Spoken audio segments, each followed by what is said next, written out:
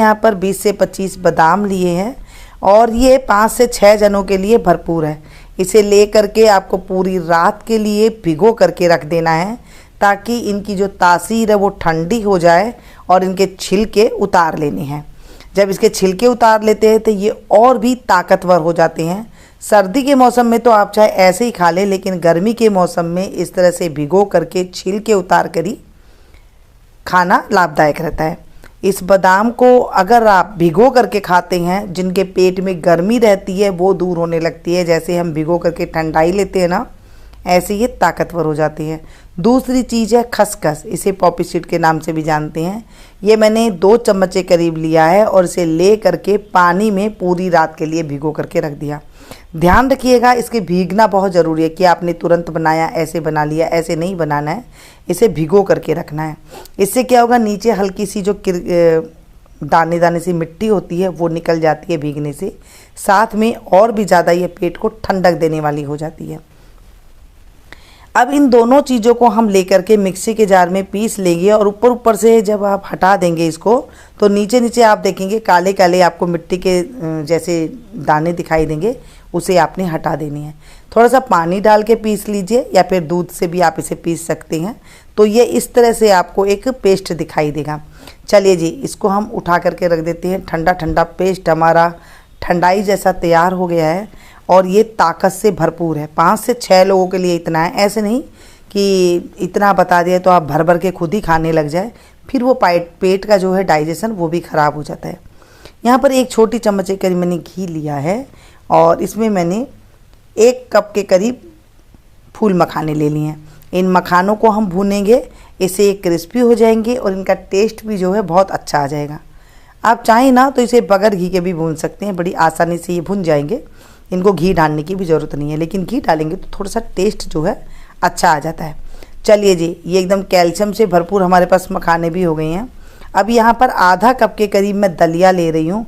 जो दलिया हम नमकीन बना करके खाते हैं, इसका उपमा बना करके खाते हैं, खिचड़ी बना करके खाते हैं, जो आसानी से आपको बाज़ार में मिल जाता है। ये गेहूँ से बनता है और इसे ले करके आप इसे भून लेना है। जब आप भूनेंगे ना, 1 चम्मच घी डाल के इसे भूनना है, तो ये एकदम जो कलर है इसका भी गेहूं का कलर, ये सफ़ेद सफ़ेद होने लग जाएंगे।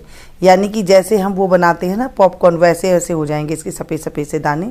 तो समझ जाइएगा ये भुन चुकी है। अगर यहाँ पर आपको और इसे ज़्यादा हेल्दी बनाना है तो मूंग की जो धुली हुई दाल होती है वो आपको आधी से आधी मात्रा में आपको यहाँ पर लेनी है। पहले आपको दाल भून लेना है धो करके और उसके बाद जो है आपको दलिया डालना है, ठीक है, ऐसे। लेकिन दलिया जो है ना जल्दी से हजमायत हो जाती है पेट के अंदर एकदम जा कर के और पेट को एकदम अच्छा कर देती है। यहाँ पर 3 से 4 कप के करीब पानी डालूंगी। पानी कम ज़्यादा हो जाए कोई दिक्कत वाली बात नहीं, क्योंकि इसे आगे हमने और पकाना है। बस इसे मिक्स करेंगे और एक उबाल आएगा ना, तब हम इसको ढक्कन लगा करके 3 से 4 सीटी हम इसकी ले लेंगे। मतलब अच्छे से ये पक जाना चाहिए। अगर कच्चा रहता है ना तो पेट में जा कर के गैस बना देता है और वो दर्द करने लग जाता है।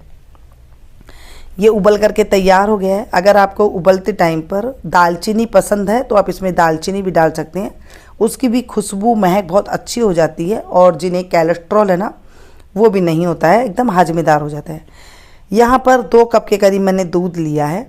दूध भी कम ज़्यादा हो जाए कोई बात नहीं। अगर ये जो मैं आपको बता रही हूँ खीर, इसे आप गाढ़ा पतला भी बना सकते हैं, कोई दिक्कत नहीं है। दूध डाल दिया और इसे हम चलाएंगे, क्योंकि दलिया तो हमारा पका हुआ है और जैसे हम इसे चलाएंगे ना तो ये गाढ़ा होने लगेगा और जो दलिया है वो दलिया इसके अंदर ऑब्जर्व हो जाएगा, मतलब दूध को अपने अंदर ले लेगा और ये एक स्वादिष्ट भोजन बन के हमारा तैयार हो जाएगा। अब जो हमने पीस के रखा था बादाम और खसखस को, वो हम इसमें डाल देंगे।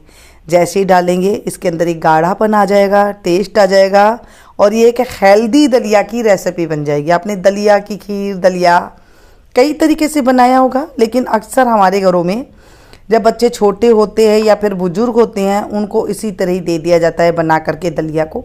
इसे आप खुद भी खाएंगे ना तो जो बाल झड़ने की समस्या होती है, माइग्रेन की समस्या होती है, पेट की गड़बड़ाहट होती है या फिर भूख नहीं लगती है, गर्मी के कारण हाथ पैरों में जलन पैदा होती है, इन सब में ये बहुत कारगर है।